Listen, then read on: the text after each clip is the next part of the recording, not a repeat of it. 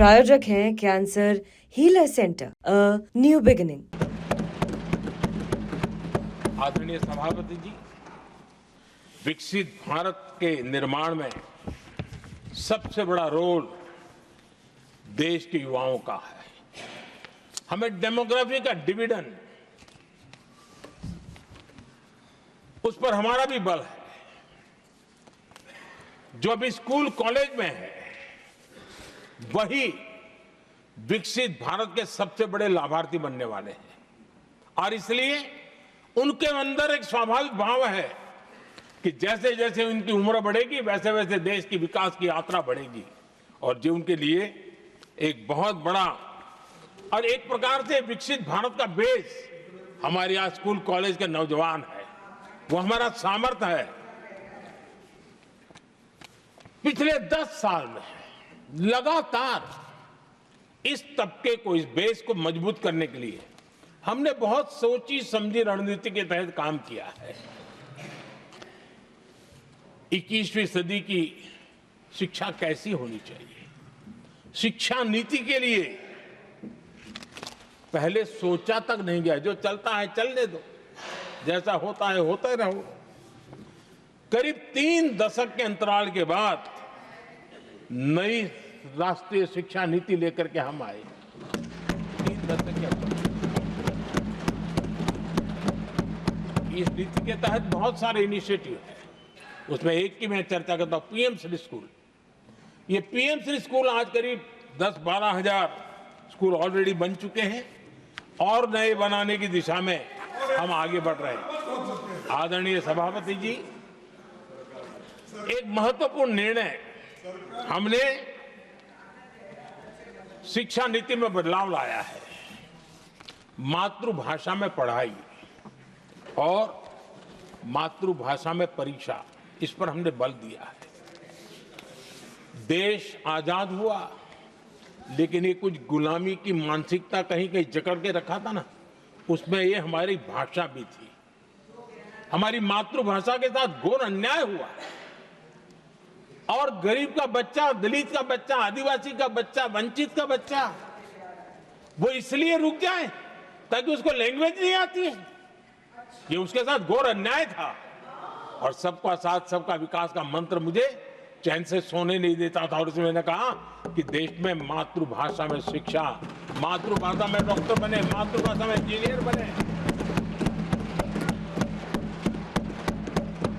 जिनको अंग्रेजी भाषा पढ़ने नसीब नहीं हुई, उनके सामर्थ्य को हम रोक नहीं सकते। हमने बहुत बड़ा बदलाव किया है, और उसके कारण आज गरीब माँ का, विधवा माँ का भी बच्चा आज डॉक्टर इंजीनियर के सपने देखने लगा। आदिवासी युवाओं के लिए एकलव्य मॉडल स्कूलों का हमने विस्तार किया है। 10 साल पहले करीब 150 एकलव्य विद्यालय थे, आज 470 है, 470 हो चुके हैं। और अब हम 200 और ज्यादा एकलव्य स्कूल की दिशा में आगे बढ़ रहे हैं। आदरणीय सभापति जी, हमने सैनिक स्कूलों में भी बहुत बड़ा रिफॉर्म किया, और सैनिक स्कूलों में हमने बेटियों को भी प्रवेश की व्यवस्था की। आप स्वयं सैनिक स्कूल के विद्यार्थी रहे। पहले बेटियों के लिए उसके दरवाजे बंद थे, और आप भी जानते हैं कि सैनिक स्कूलों का महात्मा क्या होता है, उसका सामर्थ्य क्या होता है, जिसने आप जैसे व्यक्तियों को जन्म दिया है। अब वो अवसर मेरे देश की बेटियों को भी मिलेगा। हमने सैनिक स्कूल के दरवाजे खोल दिए,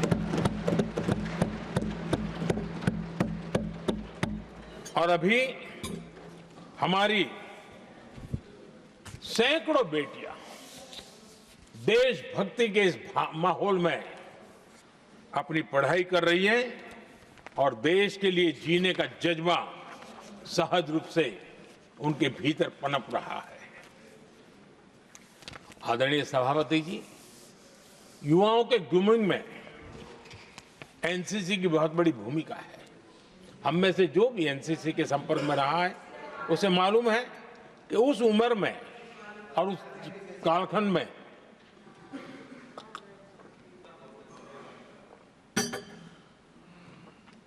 एक बहुत सुनहरा अवसर होता है व्यक्ति के विकास में, सर्वांगीण विकास में, उसको एक एक्सपोजर मिलता है। बीते वर्षों में एनसीसी में अभूतपूर्व विस्तार हुआ है। हमने उसको भी जकड़ करके बैठ गए थे। 2014 तक एनसीसी में करीब 14 लाख कैडेट हुआ करते थे। आज वो संख्या 20 लाख पार कर गई।